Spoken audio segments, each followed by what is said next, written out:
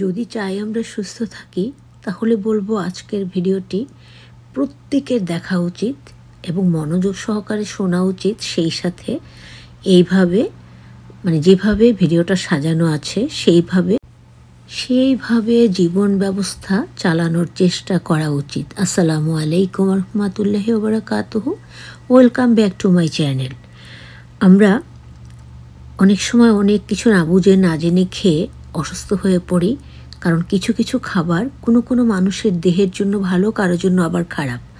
আবার কখন কোন খাবারটা খেতে হবে বা কোন খাবারটার সাথে কোন খাবারটা খাওয়া যাবে না, এগুলো যদি আমরা জেনে রাখি আর সব কিছুর আগে আল্লাহ রাব্বুল আলামিন যদি আমাদের সহায় থাকেন, ইনশাআল্লাহ আমরা সুস্থ থাকব। আসসালামু আলাইকুম রহমতুল্লাহি ওয়া বারাকাতুহু। তাহলে মূল কথাতে চলে যাই, যে উদ্দেশ্য নিয়ে এই ভিডিওটা তৈরি করছি। এই যে এখানে বাংলাদেশের যেটা রেগুলার বাদাম আমরা জানি, চীনা বাদাম বলে এটাকে, প্রতিদিন কতটুকু চীনা বাদাম খাওয়া নিরাপদ? দৈনিক 1 থেকে 2 মুঠো বা 30 থেকে 50 গ্রাম পরিমাণে চীনা বাদাম খাওয়া নিরাপদ। এটি ভেজানো বা সেদ্ধ করে খেলে অ্যান্টি নিউট্রিয়েন্টসের প্রভাব কমে এবং হজম ক্ষমতা ভালো হয়। এখানে আরও অনেক কথাই আছে, কিন্তু তার সাথে একটি কথা যোগ করি, সেটা হলো এই যে চীনা বাদাম, এটা যদি আমরা যখন জমি থেকে উঠানো হয় তখন আমরা কি পাই? এটা চাবালে না একটা পানি পানি খুব মজার স্বাদের একটা জিনিস বের হয়, ঝোলের মতো করে চিবিয়ে যখন খাই। ওটা স্কিনের জন্য অনেক ভালো, আর এমনিতেও খেলে ভালো, ভেজে খেলেও ভালো, তো ওইটা হলো অনেক বেশি ভালো। আজকে প্রত্যেকটা জায়গায় আমি যেই ছবিগুলো দিয়ে যে কথাগুলো বলবো, কথাগুলোর মধ্যে যুক্তিসঙ্গত কারণ আছে বলেই, সত্যতা আছে বলে আমি এগুলো প্রচার করার চেষ্টা করছি। এই যে এখানে কি আছে, ক্যান্সারের জন্য দায়ী যে 6টি খাবার কি কি: অতিরিক্ত ব্রয়লার মুরগির মাংস, তারপরে সার দিয়ে চাষ করা মাছ, সার দিয়ে চাষ করা যে কোনো তরিতরকারি, এগুলো হতে পারে। এই যে আমি অর্গানিক কথাটা আমার খাবারের সাথে অ্যাড করি, কেন করি? কারণ সেগুলো আমি অর্গানিকভাবে মেক করি, সেই জন্য। কারণ অর্গানিকভাবে যে কোনো খাবার যদি মেক করে আমরা খেতে পারি, তাহলে আল্লাহ চাইলে আমরা অনেক রোগ থেকে নিরাপদে থাকব, সুস্থ শরীরে বাঁচব ইনশাআল্লাহ। এবার এই কথাগুলোতে যাই। একবার তো পড়েছি, এবার পুরোটা পড়ে নিই। ক্যান্সারের জন্য দায়ী যে 6টি খাবার: অতিরিক্ত ব্রয়লার মুরগির মাংস, সার দিয়ে চাষ করা মাছ, প্রক্রিয়াজাত চিনি, যে কোনো প্যাকেটজাত চিপস, পরিশোধিত সাদা আটা। এখানে আর একটা কথা বলতে হবে, প্রক্রিয়াজাত মাংস। এই যে কথাগুলো, প্রক্রিয়াজাত মাংস যেগুলো প্রক্রিয়া করে অনেক বছরের জন্য, অনেক দিনের জন্য রাখা হয়। পরিশোধিত সাদা আটা, আটাকে সাদা করার জন্য, চালকে সাদা করার জন্য একটা প্রক্রিয়ার মাধ্যমে করানো হয়, সেগুলো থেকে দূরে থাকতে হবে। যে কোনো প্যাকেটজাত চিপস থেকে নিজেদের ছেলে মেয়েদেরকে দূরে রাখতে হবে। ছোট ছোট ছেলে মেয়েদেরকে, অনেকে বড়রাও খায়, তাদেরকেও দূরে রাখতে হবে এবং নিজেদেরকেও দূরে থাকতে হবে। তাহলে আল্লাহ চাইলে আমরা অনেক বড় ঝুঁকি থেকে রক্ষা পেতে পারি। লেবু সম্বন্ধে আমরা অনেক সময় অনেক কিছু শেয়ার করে থাকি। লেমন বা লেবু, আমরা গ্রিন লেমনকে বলি পাতি লেবু, আর এটাকে বলে লাইম। ওকে, এগুলো আসলে এই যে লেবু বা লাইম, বিশেষ করে লেবুটা, গ্রিন লেবুটা অত্যন্ত উপকারী মানুষের শরীরের জন্য। সেগুলো কি স্ট্রোকের ঝুঁকি কমায়, প্রেশার থাকবে বসে, যাদের হাই প্রেশার আছে প্রেশার ভালো হবে, ক্যান্সার প্রতিরোধে কার্যকরী, শ্বাসকষ্টের সমস্যা কমায়, আয়রন শোষণে সাহায্য করে, এবং অনেক সময় যে আমাদের ব্লাড সার্কুলেশনগুলো বন্ধ হয়ে যায়, হালকা কুসুম গরম পানি দিয়ে যদি প্রতিদিন আমরা অন্ততপক্ষে হাফ লেবু সেই পানিতে চিপে খেতে পারি, আশা করছি সেই ক্ষেত্রে অনেক কার্যকর ভূমিকা রাখবে ইনশাআল্লাহ। তাহলে আমরা এটাও জেনে নিলাম। পেইন কিলার, এই যে আমরা বিভিন্নভাবে ব্যথায় কষ্ট পাই, আমার কথা তো জানোই।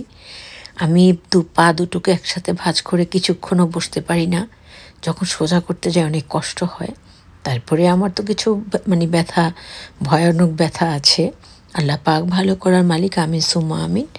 পেইন কিলার মানে আমরা কি করি, বেশি ব্যথা হলে ব্যথার ওষুধ খাই, ডাক্তাররা যেসব ওষুধ দেন সেগুলোও খাই ব্যথা কমানোর জন্য। কিন্তু তোমরা কি জানো, প্রাকৃতিক উপায়ে যদি আমরা এই জিনিসগুলো আমাদের প্রতিদিনের রুটিনে রেখে দেই, আল্লাহ চাইলে আল্লাহর রহমতের বরকতে আমরা ব্যথা থেকে অনেক সময় ওষুধ ছাড়াই মুক্ত জীবন, ব্যথামুক্ত জীবন যাপন করতে পারবো ইনশাআল্লাহ। তাহলে সেগুলো কি? যেমন ধরো লবঙ্গ চিবিয়ে খেতে পারি, হালকা গরম পানিতে চায়ের মতো মেক করে খেতে পারি। লবঙ্গের কথা গেল। আদা, কাঁচা হলুদ হলে সবচেয়ে ভালো হয়, কাঁচা হলুদ না থাকলে শুকনো হলুদ গুঁড়ো হালকা গরম পানিতে মিলিয়ে খেলে ব্যথা কমে। রসুন, পুদিনা পাতা, দারুচিনি, মধু, ভিনেগার, পেঁয়াজ, মরিচ। আমরা অনেকেই হয়তো জানি না, কাঁচা মরিচ মানে গ্রিন পেপারে ব্যথা একেবারে আল্লাহর রহমতে অনেকাংশে নিরাময় করে দেয়। এখানে আরও একটি কথা আছে, বিভিন্ন কারণে শরীরে ব্যথা বাড়তে পারে। হাড্ডি ক্ষয় হলে বা এই যে আর্থাইস রিউমেটিক যেটা আমার আছে এরকম হলে, অথবা শুধু যদি আর্থাইস হয় সেটার কারণে হতে পারে। তবে আর্থাইস রিউমেটিক ডাক্তাররাই বলেন যেটা ভয়ানক ডিজিজ, এটার ব্যথা ভয়ানক ব্যথা হয়। এই জায়গায় লেমনটা, একটু আগে যে লেমনের কথা বললাম, লাইম বা লেমন, আমরা যদি এই জায়গায় কথাটা বাদ দিই তাহলে অনেক বড় একটা অপশন বাদ পড়ে যাবে। গ্রিন লেবু মানে হচ্ছে কমলা লেবু, লাইম, এগুলো হচ্ছে ভিটামিন সি। এই যে ভিটামিন সি খাবারগুলো, এগুলো যে শুধু ব্যথা কমায় তা নয়, এগুলো আমাদেরকে অনেক রোগ থেকে শেফা দান করে।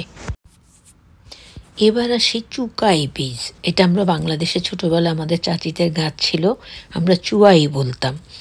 এত টক খেতে, আমেরিকাতে আমি এই ফ্রেশ জিনিসটা দেখতে পাইনি, তবে এটা শুকনো করে এখানে বিক্রি করা হয়। এই যে চুয়াইটা, এখানে চুকাই বীজ বলা হয়েছে। এটার যে কি উপকারিতা আমরা চিন্তাও করতে পারবো না। যাদের হাই প্রেশার আছে, কোলেস্টেরল আছে, মানে সবই হাই, এবং ডায়াবেটিস আছে, চুলকানি আছে, এসব কাজে এই চুয়াই ভীষণ গুরুত্বপূর্ণ ভূমিকা রাখে। আমরা এমনি তো কাঁচাও খেতে পারি, বিচিটা ফেলে দিয়ে, তারপর আমরা টক রান্না করেও খেতে পারি, আর যদি ইংলিশে বলি স্যুপ মেক করে খেতে পারি। তাহলে আমরা এসব রোগ থেকে, যেগুলো বললাম এতক্ষণ, নিরাপদে থাকবো ইনশাআল্লাহ। এবার আসবো কিছু স্বাস্থ্যসম্মত প্রবাদে। মানে প্রবাদ দেয় মানুষ অনেক সময়, কালো জিরা মধু করোনা মারার জাদু। মানে কালো জিরা আর মধু একসাথে গেলে শুধু করোনা না, আল্লাহ পাক চাইলে অনেক রোগ থেকে আমরা শেফা পেতে পারি। যেখানে আমাদের প্রিয় নবীজি নিজেই বলেছেন যে কালো জিরা মৃত্যু ব্যতীত সকল রোগের জন্য শেফা। গরম জলে লেবু, ঠান্ডা জ্বরে কাবু। মানে গরম পানির মধ্যে লেবু খেলে ঠান্ডা জ্বর ভালো হয় অবভিয়াসলি, সেই সাথে আমাদের শরীরের অনেক বাজে টক্সিনগুলো বের করে দেয় আমাদের পেশাব পায়খানার সাথে। কাঁচা রসুন খেলে ভাইরাস যাবে চলে। নিম পাতার চা গরম গরম খা। সব ওষুধের দাদা নামটি তার আদা। তুলসী পাতা মেথি বিশ্বজোড়া খ্যাতি। লবঙ্গ তেজপাতা ফুসফুস হলে ব্যথা। এলাচি দারুচিনি খাবে প্রতিদিনই। বাষ্প পানির ভাব মানে নাকে নেওয়ার কথা বলা হয়েছে, এটা আমাদের শ্বাস প্রশ্বাস ভালো রাখে, ফুসফুস ভালো রাখে, ঠান্ডার সমস্যা দূর করে। এবার যে নামটি বলবো তোমাদের, তোমরা দেখতেই পাচ্ছ, এটাকে আমরা অনেক সময় গ্রামে গঞ্জে অবহেলায় উড়িয়ে দিই। হ্যাঁ, আমরা শখ করে ভেজে খাই, কিন্তু এটার গুণাগুণ সম্বন্ধে হয়তো আমরা অনেকেই জানি না। এটার যে ঔষধি মারাত্মক গুণ আছে, মানে সেটা যদি আমরা জানতাম, কুমড়োর বীজ আমরা ফেলে না দিয়ে শুকিয়ে রেখে এমনি করে ভেজে খেতাম। এখানে অনেক দাম কুমড়ার বীজের, জানো তো। এটার ঔষধি গুণে ভরা মিষ্টি কুমড়ার বীজ কেন খাবো আমরা? অনিদ্রা দূর করে, মানে আমাদের যে ঘুমের সমস্যা থাকে সেটা থেকে আমাদেরকে মুক্তি দেয় এই কুমড়োর বীজই, পামকিন সিডস। অর্থাৎ এইটা যদি আমরা খাই তাহলে আমাদের যে ঘুমের সমস্যা থাকে তা কেটে যাবে। বাতের ব্যথা দূর করে। এই যে আমার বাত এবং রিউমেটিক ফিভার, মানে বাত জ্বর দুইটাই একসাথে আছে, এটা খেলে বাতের ব্যথা দূর হয়। আমি কিনতে গিয়েছিলাম, কিন্তু দেখি যে $8, অনেক দাম। দ্যাটস আমি আর কিনতে পারিনি। প্রোস্টেট ক্যান্সারের ঝুঁকি কমায়, তারপরে চুল বৃদ্ধি করে, রোগ প্রতিরোধ ক্ষমতা বাড়ায় ও ডায়াবেটিস রোগীদের জন্য অত্যন্ত উপকারী এই কুমড়োর বীজ। সো আমরা তো দেখে নিলাম এবং আমি বলেও দিচ্ছি, তোমরা চাইলে চেষ্টা চালিয়ে যেতে পারো।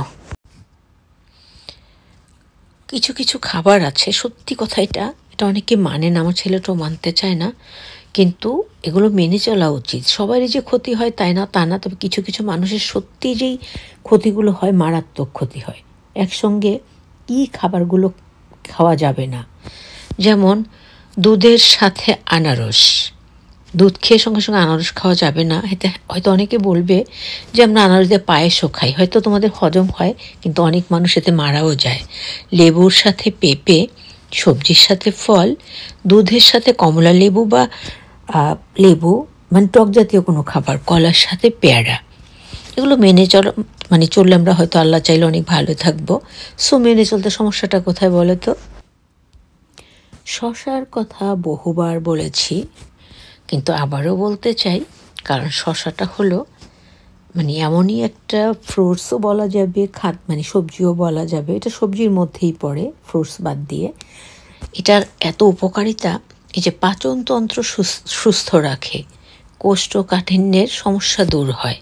যে অনেকেরই আমাদের বাথরুমে অনেক সমস্যা হয়ে থাকে, যদি আমরা সবসময় মানে এই যে শশা খেতে পারি, এটা পানি শূন্যতাও দূর করে, মানে কোষ্ঠকাঠিন্যের সমস্যা দূর হবে, হাড় মজবুত করে। এই যে আমাদের হাড় ক্ষয় হয়ে যায়, এটা থেকেও আমরা অনেকখানি রক্ষা পেতে পারি এই শশা প্রতিদিনের খাদ্য তালিকায় রাখলে।